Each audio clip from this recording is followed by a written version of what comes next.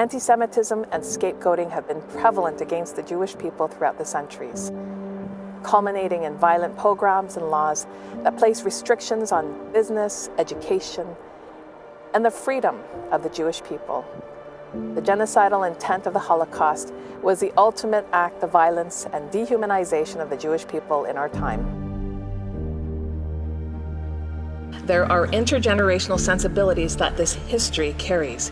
Canada too once added to their plight when, on the eve of World War II, 907 Jewish refugees aboard MS St. Louis were refused entry into Canada.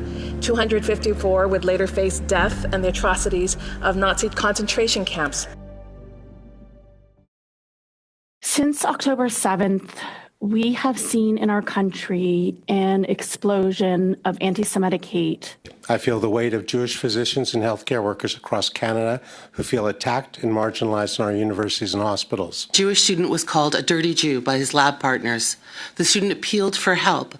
His professor instructed him to stop complaining. It is well known that anti-Semitism erodes democracy, and as the Organization for Security and Cooperation in Europe, OSCE, has recently concluded, it is a clear threat to national and international security.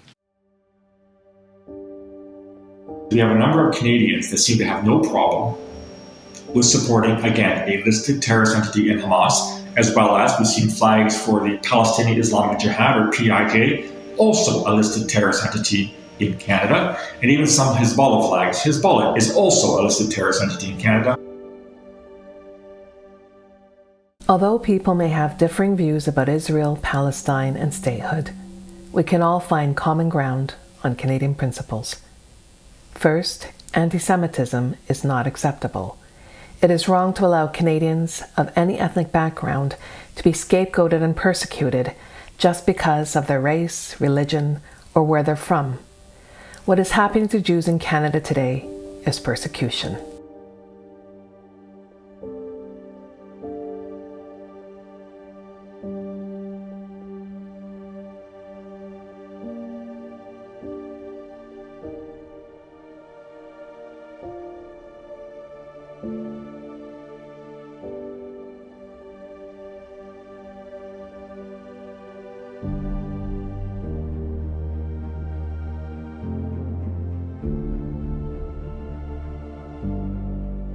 Jewish Canadians need to be viewed as Canadians, citizens of our country, and ensured they are safe and protected under the Charter of Rights and Freedoms like every other Canadian, full stop. Second, democracy comes with responsibility and adhering to the rule of law. This means words and actions that promote hate, expulsion, death, or genocide of Jews don't constitute democratic process or peaceful protest. It's hate crime. Bottom line is that any support for Hamas, PIJ, or Hezbollah is support for terrorism and is a criminal offense under the Canadian Criminal Code. Yes, it's quite disturbing that we're seeing this happen in Canada, which has been known for its accommodation towards people from all different cultures, all different beliefs. Understanding that time is of the essence and allowing hate to grow will not only normalize anti-Semitism, as we've already begun seeing, but also pose more threats to our public safety. It's time to unite on the principles that will keep Canada a safe and peace-loving country.